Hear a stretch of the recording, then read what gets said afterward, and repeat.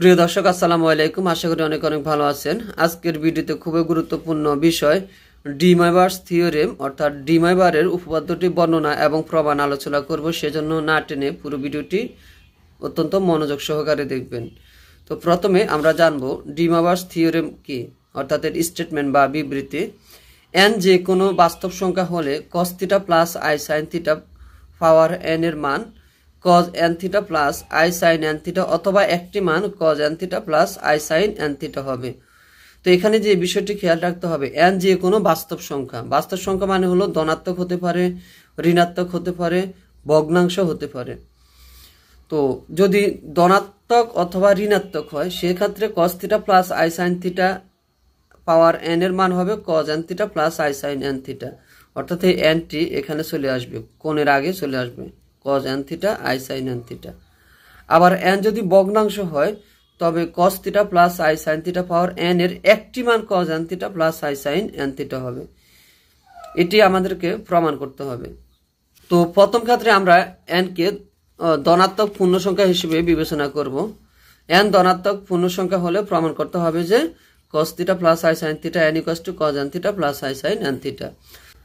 তো প্রথমে আমরা cos theta 1 plus I sine theta 1 cos theta 2 plus I sine theta 2 গুণ করব। তো গুণ করলে হবে cos theta 1 cos theta 2 plus i cos theta 1 sine theta 2, আর এখানে হবে plus I sine theta 1 cos theta 2 minus plus I square sine theta 1 sine theta 2, আর I square মানে হলো -1, কারণ আমরা জানি কমপ্লেক্স নাম্বার বা জটিল সংখ্যার যে ফর্মুলাটি রয়েছে আই স্কয়ারের ভ্যালু হলো -1। এখন আমরা যে কাজটি করব cos থিটা 1 cos থিটা 2 আর minus sine theta 1 sine theta 2 একদিকে নিয়ে আসব, আর এই দুটোর মধ্যে যদি আই কমন নিই তাহলে থাকবে sine theta 1 cos theta 2 plus cos theta 1 sine theta 2। তো আমরা একটা ফর্মুলা জানি cos a cos b minus sine a sine b। এটি হলো কলেজ লেভেলের যে ম্যাথ ফার্স্ট পেপার রয়েছে সেখানের ত্রিকোণমিতি অধ্যায়ে ফর্মুলাগুলো রয়েছে। cos a cos b minus sine a sine b, সেটি হলো cos a প্লাস b, আবার sine a cos b plus cos a sine b, formula হলো সাইন a প্লাস b। এখানে a হলো থিটা 1 আর b হলো থিটা 2। এখন আমরা আবার গুণ করব, যে তিনটা করে নিব। প্রথমে আমরা দুটা করে নিয়েছি cos theta 1 plus I sine theta 1 into cos theta 2 plus I sine theta 2। এখন নিব তিনটা করে cos theta 1 plus I sine theta 1 cos theta 2 plus I sine theta 2 cos theta 3 plus I sine theta 3। এক নং থেকে এই ভ্যালুটা এখানে বসিয়ে দিব, আর cos theta 3 plus I sine theta 3 যা আছে তাই থাকবে। এখন আমরা এখানে খেয়াল করি, তা হলো cos থিটা 1 প্লাস থিটা 2 এটা দ্বারা এটাকে মাল্টিপ্লাই করে দিই, তাহলে cos থিটা 3 আসবে, আর plus i cos theta 1 plus theta 2 sine theta 3 আসবে, আর এখানে থাকবে i sine theta 1 plus theta 2 cos theta 3। এরপর হবে i square sine theta 1 plus theta 2 into sine theta 3। তো আই স্কয়ার মানে হলো -1, দ্যাট মিনস আমরা এই পুরো টার্মটাকে মাল্টিপ্লাই করবো এখানে। এখন আমরা আগের মতো দেখি যে cos a cos b, আর এখানে যদি আমরা এটা নিই সাইন a সাইন b, ঠিক এই যে আগের ফর্মুলা, এই যে cos a cos b minus sine a sine b। এখানে a বলতে থিটা 1 প্লাস থিটা 2 আর b হলো থিটা 3, তাহলে cos a প্লাস b। একইভাবে আমরা যদি আই কমন নিয়ে নিই, আই কমন নিলে থাকবে sine theta 1 plus theta 2 cos 3 আর plus cos theta 1 plus theta 2 sine theta 3, অর্থাৎ sine a cos b cos a sine b। ঠিক এটার মতো sine a cos b plus cos a sine b sine a plus b। তো এখানে হবে sine theta 1 plus theta 2 plus theta 3। এখন আমরা এবার nতম পদ পর্যন্ত নিব।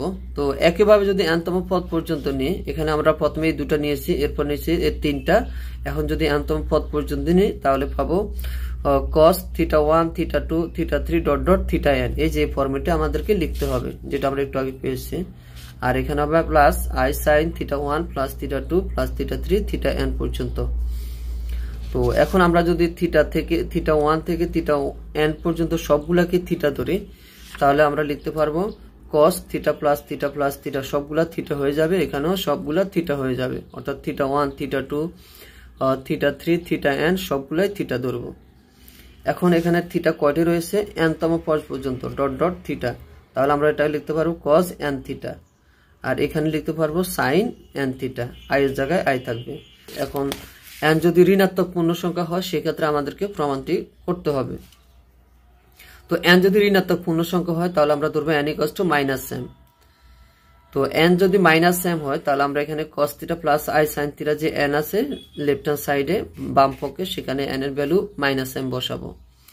তো এখন -m কে নিচে নিয়ে আসলে সেটি +m হয়ে যাবে, আর পাওয়ার থাকলে সেটিকে আমরা এখানে নিয়ে আসতে পারবো cos mθ plus i sin mθ। তো এখন আমরা নিচে যে cos mθ plus i sin mθ রয়েছে এর অপোজিট দ্বারা মাল্টিপ্লাই করব cos mθ minus i sin mθ। তাহলে নিচে হবে a plus b into a minus b a square minus b square, i square মানে হলো -1, তাহলে এটি প্লাস হয়ে যাবে, উপরে যা আছে তাই থাকবে। আর আমরা জানি cos square θ plus sin square θ হলো 1, তাহলে নিচে 1 হয়ে যাবে, উপরে থাকবে cos mθ minus i sin mθ। এখন m এর জায়গায় যদি আমরা -m ধরি, এখানে m এর জায়গায় -m ধরি, কারণ হলো cos এর ক্ষেত্রে cos θ আর cos θ একই কথা, কারণ cos এর ক্ষেত্রে অ্যাঙ্গেল পজিটিভ থাকুক নেগেটিভ থাকুক অ্যাঙ্গেল অ্যান্সারটা সবসময় পজিটিভ হবে, এজন্য cos θ আর cos θ একই কথা। তো আমরা এখানে যেহেতু -m ধরেছি n এর ভ্যালু, সেজন্য আমরা এটাকে -m ফরম্যাটে নিয়ে যাব, যাতে আমরা -m এর পরিবর্তে n লিখতে পারি। তাহলে cos -mθ plus i sin -mθ, তাহলে হবে cos nθ plus i sin nθ। তাহলে আমরা এখন দুটি ক্ষেত্রে প্রমাণ করেছি, সেটি একটি হলো n যদি ধনাত্মক হয়, অন্যটি হলো n যদি ঋণাত্মক হয়। এখন প্রমাণ করব n যদি ভগ্নাংশ হয়। তো n যদি একটি মূলদীয় ভগ্নাংশ হয় তাহলে n এর ভ্যালু ধরবো p/q, কারণ এটি ভগ্নাংশ আকারে ধরতে হবে, যেখানে p/q হবে সহমৌলিক, অর্থাৎ এদের মধ্যে কোনো কমন থাকবে না, আর q কখনো 0 হবে না। q যদি 0 হয় তবে তা অবশ্যই ইনফিনিটি বা অসীম হয়ে যাবে, এজন্য কিউটা 0 হবে না, এই কন্ডিশনগুলো লিখতে হবে। আর p হবে ধনাত্মক বা ঋণাত্মক পূর্ণ সংখ্যা। এখন যেহেতু যে কোনো যোগবোধক পূর্ণ সংখ্যার ক্ষেত্রে ডি ময়বারের উপপাদ্যটি সত্য, সুতরাং আমরা লিখতে পারি cos θ/q plus i sin θ/q power q। এখন এই কিউটাকে আমরা এখানে নিয়ে আসবো অ্যাঙ্গেলের আগে, তাহলে q into θ/q plus q into θ/q। এখন আমরা q কে ক্যান্সেল করে দিই, তাহলে হবে cos θ, এখানে হবে sin θ। এখন উভয় দিকে কিউতম বীজ বা মূল নিয়ে পাই, অর্থাৎ এই পাওয়ারগুলোতে আমরা 1/q নিব, কারণ কিউতম বীজ, তাহলে 1/q নিতে হবে।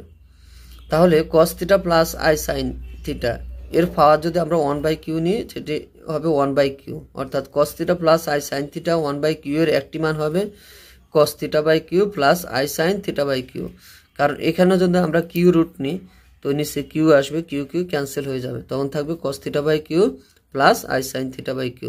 এখন আমরা প্রমাণের সুবিধার্থে cos θ plus i sin θ 1/q এর সাথে পাওয়ার p নিব, একইভাবে cos θ/q plus i sin θ/q এর পাওয়ার p নিব। তাহলে p নিলে আমাদের হবে cos θ plus i sin θ p/q, আর এদিকে আসবে cos p/q θ plus i sin p/q θ। কারণ হলো যদি আমরা p/q নিই, আমাদের p/q এর ভ্যালু হলো n, তো nটি আমরা এখানে বসাতে পারবো, তাহলে হবে cos θ plus i sin θ power n এর একটি মান cos nθ plus i sin nθ, n মানে হলো p/q। তাহলে উপপাদ্যটি সকল n এর মানের জন্য সত্য, অর্থাৎ n এর সকল মানের জন্য এই ডি ময়বার্স থিওরেমটি সত্য, এটি আমাদেরকে প্রমাণ করতে হবে। তো আশা করি আপনাদের ভালো লেগেছে, ভালো লাগলে অবশ্যই লাইক কমেন্ট শেয়ার করবেন, আর আপনাদের কোনো বিষয় জানার থাকলে সেটি অবশ্যই কমেন্ট বক্সে লিখে জানান। সবাইকে অসংখ্য ধন্যবাদ, আল্লাহ হাফেজ।